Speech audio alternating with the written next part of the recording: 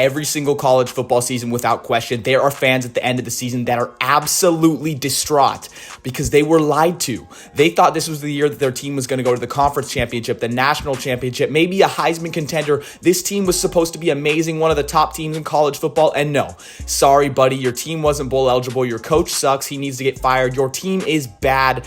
Get over it. Today, I'll be going over the top 5 disappointments in college football from the 2023 season. And the criteria of this will be, first of all, ranking. Where was their preseason ranking? Were they expected to be high according to the media? Second, social media. What did everyone think about this team? What was the sentiment? Were they supposed to be good? Was there a lot of buzz around this team? And third and finally, it's their own fan base's expectations. Because come on, let's think about it this way. Arizona had a 10-3 season this year. Think about if Georgia did that. Arizona had a 10-3 season, and it was amazing. It's a party in Tucson. If Georgia does that same thing, those fans are upset. So those 3 things combined together, that's how I'm making this list. Before we get started, if you guys are new, make sure to subscribe so you never miss out on another great upload like this. I'm doing this all off season. I'm trying to keep you guys entertained. It means so much when you guys support so I can keep continuing to make these videos. Who was your biggest disappointment of the 2023 college football season? Let me know right now in the comments. Make sure to stick around to the very end of the video so you don't miss out on my controversial top 3 and my generational rant for number 1. I'll be doing these top 5s all off season, so any top 5 ideas that you want to see, drop them in the comments and I'll make sure to get to them. At number 5, we have the Wisconsin Badgers. This team was expected to win the Big Ten West. Yes, they were the media poll favorites in that division over the Iowa Hawkeyes, and ultimately we knew what happened. Wisconsin was ranked number 19 to start the year. This was officially year 1 of Luke Fickell. We remembered all those great things he did at Cincinnati. This Wisconsin team was bound to win that weak Big Ten division. They did have a solid start to the season. I'll give them that. They started off 5-2. They lost on the road to Washington State in week 2, which was a tough one because Washington State wasn't that great of a team, as we figured out. Then they lost at home to Iowa, which is okay, very respectable. Iowa was one of the best teams in that division, but they had a rough 3-game stretch in late October to early November. They lost against Ohio State, which is totally okay. Then they lost at Indiana, which you can't do that, guys. And then they lost at home versus Northwestern. Those 3 games really ruined them.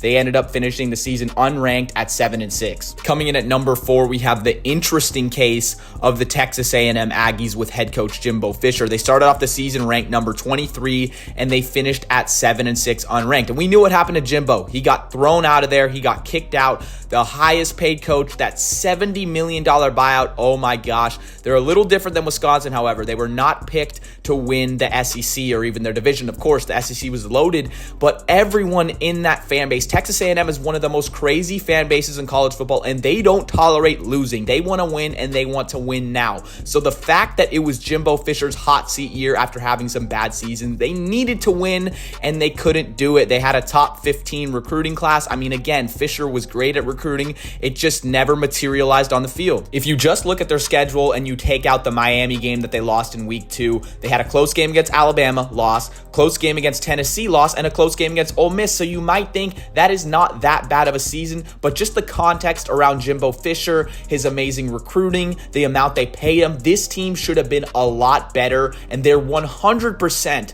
a disappointment. All right, guys, before I get into my top 3 is controversial, may make a couple of you mad. I'm going to give you my honorable mentions. First honorable mention is Utah. Yes, the Utah Utes. They actually received more first place votes than Oregon and Washington, 2 teams that actually played in the Pac-12 championship. They started off at number 14 in the preseason AP poll. They beat Florida week 1, but the reason why I didn't put them on this list, guys, is because they were without Cam Rising. I mean, come on, Cam Rising is such a difference maker for that team. This team could have been a lot better, and they seriously could have competed for that title if they had him. They didn't. So although they performed way under expectations, I'm not going to hold it too hard against you Utah fans because of Cam Rising. They had an 8-5 record. They finished unranked.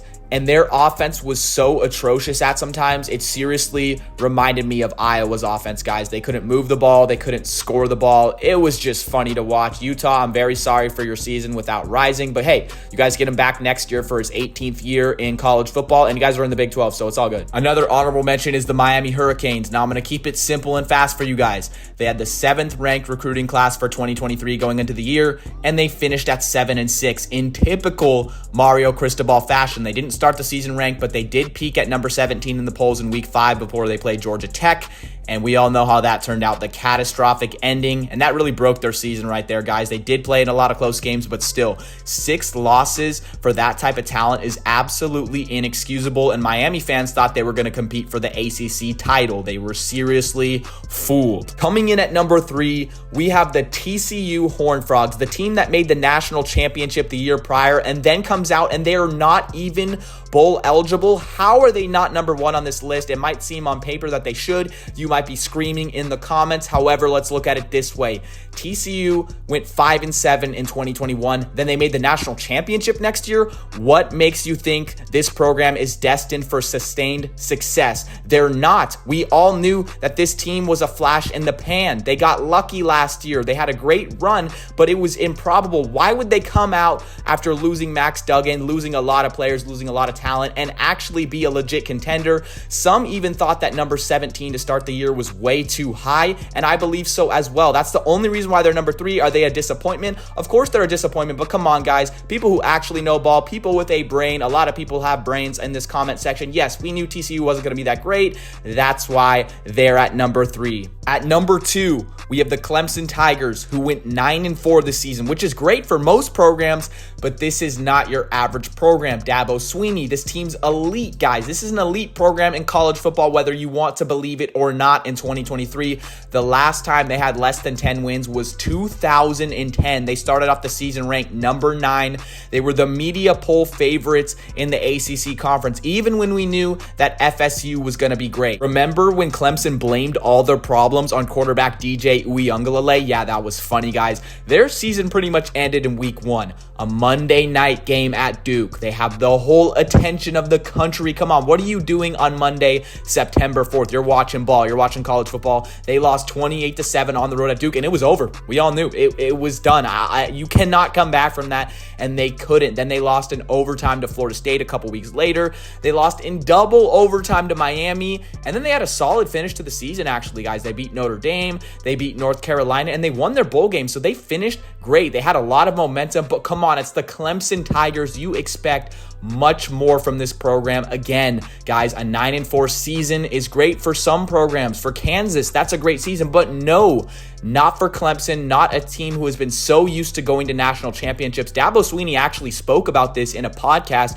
He pretty much raged and ranted on his whole fan base about how they're ungrateful because they win so much, the expectations too high, blah, blah, blah, blah, blah. You can cry. Clemson is a disappointment. For the number 1 spot, you could probably already predict it if you watched my videos before, because I made countless videos criticizing this team. No hate, it's just complete facts. It's the USC Trojans. Coming into the year, they were ranked number 6th, and people legitimately thought that they were going to make the national championship. It was year 2 of Lincoln Riley. Look how great he did in his first year. They had the returning Heisman, Caleb Williams, coming back to college.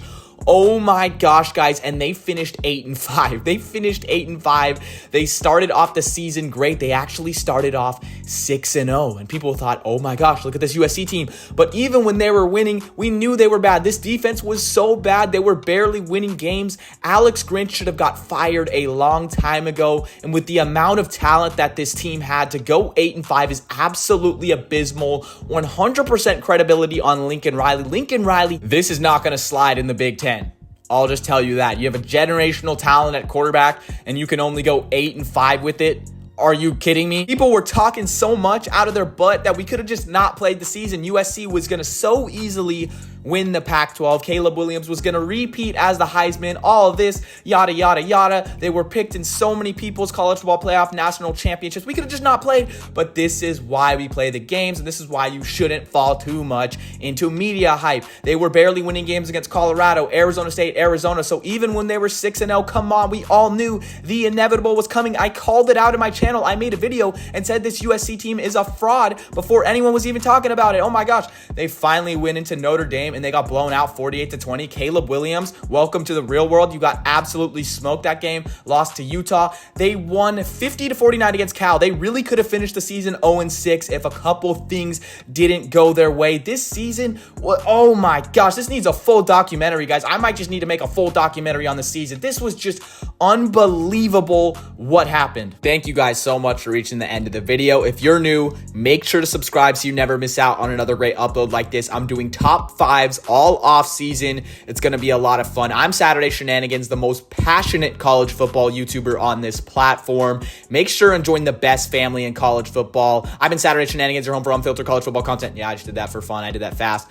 But I'm Saturday Shenanigans, your home for unfiltered college football content. I'll see you guys soon.